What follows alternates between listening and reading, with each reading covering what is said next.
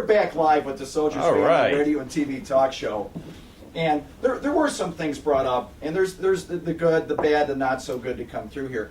But during the break, and Gene, thank you so much for being here today. You are the reason we do the show. There's a lot of time that these young men and women out there today don't know anything of what's going on, and that blind faith that you have, thank you. You're welcome. And you're there. You're And welcome. you know, thanks for going to Shreveport that day. I appreciate that. And I'm talking to Sergeant Shepard just for a moment about content. But one of the things came up about veterans in transition. A shout out to my friend Aaron Jackson, United States Marine Corps, who has started that idea for campaigning jobs for soldiers. Our friends at WCIU, Major Matt Toon, United States Marine Corps, a shout out to you. General James Cartwright, a friend of ours, we've been out there. Bill Curtis here in Chicago. Jerry Taft, United States Air Force. But it's a little tough sometime for people coming out of the military to find a job. And you just mentioned something about our president just signing something. Maybe you can tell us about this short conversation. Absolutely. That's exciting. You know, for the Army, you know, we're in the process of transition, so we're going to reduce the size of the Army by about 90,000 soldiers over the next 6 years, and that's a big drawdown for our services. But really, what's important to understand is that those men and women that will be leaving the Army are going to need to find employment in the civilian community. They have an intangible that I think we've got to capitalize on, and that's leadership.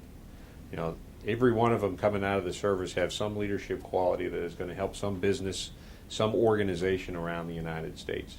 The President has signed into law the VOW Act, which is a series of initiatives and tax credits to help companies to hire veterans.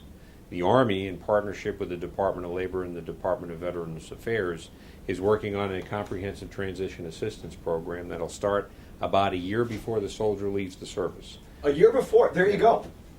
And this was signed by our President Barack Obama. Absolutely right. We'd like to say thank you because not only is he the president, but he also nominated my second son when he was a senator to the Air Force Academy. Get a little plug in there for Air Force. But seriously, you know, you talked earlier about homelessness, and many of our veterans who have left the service in whatever generation, whether it's the Korean War or the Vietnam War, there are programs out there to help each and every one of them to seek employment. And the President's VOW Act will help these soldiers that are transitioning out. After 10 years of protracted war, many of them have served the nation with honor and dignity, and we need to do our best to help them transition out of the Army. One of the people that we wanted to do a special salute out to is the International Brotherhood of Teamsters, Local 786 in Chicago, United States Army Vietnam veteran, Airborne Ranger, Michael Mick Yeager. Thank you for what you do, sir. Helmets to hard hats, hiring over 40,000, I'll go with 30,000. In the years, their EMB consultants, Elizabeth Belcaster, every day they're meeting with people, and not all their jobs are union. They're clerical. They're just trying to help people, and they can take the MOS, and now with this, and there would certainly be a time, we'd like to speak to Sergeant Shepard to make sure that these veterans know that they can get help and training, and they get their tools paid for. They don't know this. Yeah, and so we're excited. You're absolutely right, Steve. And the thing that we want to make sure that we emphasize is that, you know, part of this initiative from the President is to really match the employer with the soldier.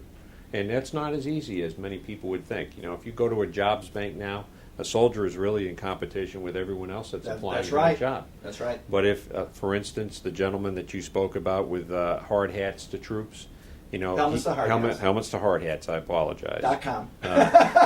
You know, being able to marry that up with the service member, whatever branch of service, that's right, and try and help to funnel that along with a more holistic incorporation of the VA and the benefits that the soldier is exiting the service with, I think is powerful, and that's the thing that we really need to capitalize. One of the nice things, though, I do like about helmets to hard hats, also Major Matt Toon with Marines for Life, these are privately funded. They're not going back to the government. And what I like about the Teamsters is that they're funding it themselves. Sure. And they're going, how can we help you? Now, here's what's interesting about hiring a soldier or a veteran. One of the employers here in Chicago is Ozinga, big trucking, cement mixing company, they do all kind of stuff. They had called back to the Teamsters, says, we got a problem with some of your guys. They go, well, what's the problem? They go, well, we open up at 6 o'clock. They're here at 5 in the morning, like cleaning their trucks out. Our security won't let them in. And they're so trained with their MOS, with what they do, and so dependable. They never miss a day of work. They're there an hour early. They're doing everything. Not only should the veterans get first shot, but they should get first shot, no pun intended. And people are very glib about this. Oh, yes. We hire our veterans. I like to pull them on the carpet and say, good, show me who you hired. Company like Sears, Tom Aiello, a friend of ours out there, West Point grad, Lieutenant Colonel Jack Amberg here at West Point Society of Chicago. They hold these companies accountable. Sears has over 30,000 veterans working for them worldwide. Now, I usually don't plug a big box store, but let me tell you, Sears, Kmart, thank you for what you do. I appreciate that.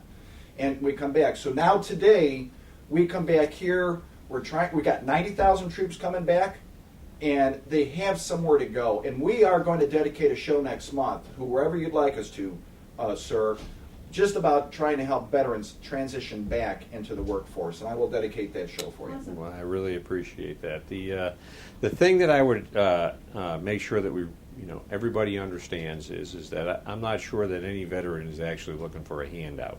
As Gene has said in the past, they're looking for a hand up, and in support of their faithful service to the nation. Like I said, only 0.67% of the American people are either willing or able to serve in the armed services today. So for that, how do we make sure that we showcase this talent of these young warriors and their families and help them to transition back into the society and be a productive member of Chicago, Illinois, or Rhode Island, Skokie, California. or Rhode Island, or California, or wherever, because they have something to bring back and help our nation get better. Sir, we're going to take a short break, but we know you're on your schedule and away you go there. Right now, there's a soldier sitting out there somewhere in the world, and he's going, I signed up, I'm doing this job every day.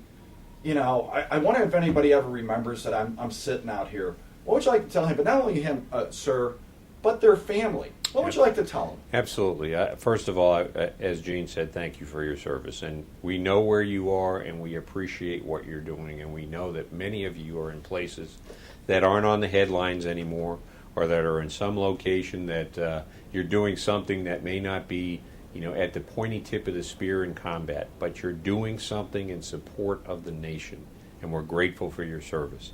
Some of you may be suffering, and what I would tell you is that there are many opportunities for you for help. Post-traumatic stress is obviously an issue in our Army, as is suicide, and if you need help, we'd ask you to call Military One Source. We'd ask you to call the Veteran Suicide Hotline. And we can get you those numbers if you need them, but we are very, very concerned for your well-being and your family's well-being. And there's help out there. And we're most importantly, thank you for what you do. Doesn't get any better than that. An absolutely moment in time. We always have one on the show. I believe it just happened. It just so phenomenal that you're here today. We want to say thank you so much, sir, for being Thanks, Steve. here. We really appreciate it. Absolutely outstanding. Gene, Our pleasure. you are the Soldiers family. Our pleasure. Thanks for being here. Thanks for picking them up at the airport. Yeah. You're welcome. Just to go through it. We'd like to say thanks to everybody out there listening to the show. We're going to take a short break and come back. We know that you're on your way to your next event, sir. And if you do have a question, give us a call at 909-202-8714. If you didn't get through today was a narrative to make sure we had enough time to talk with Gene and Sergeant Major. Again, a special thanks to Sergeant Shepard, Sergeant Taylor, Lieutenant Colonel Nathan Bond. They're so humble out there. That's what's so great about it. Brandy Schiff, Sergeant White. The people who actually make up the backbone to make this happen. And Gene is standing right there next to him. Again, a privilege. Sergeant Major, thanks for being on the Soldiers Thank family. you. Honor. Great time. We'll be right back with SFTVR.com.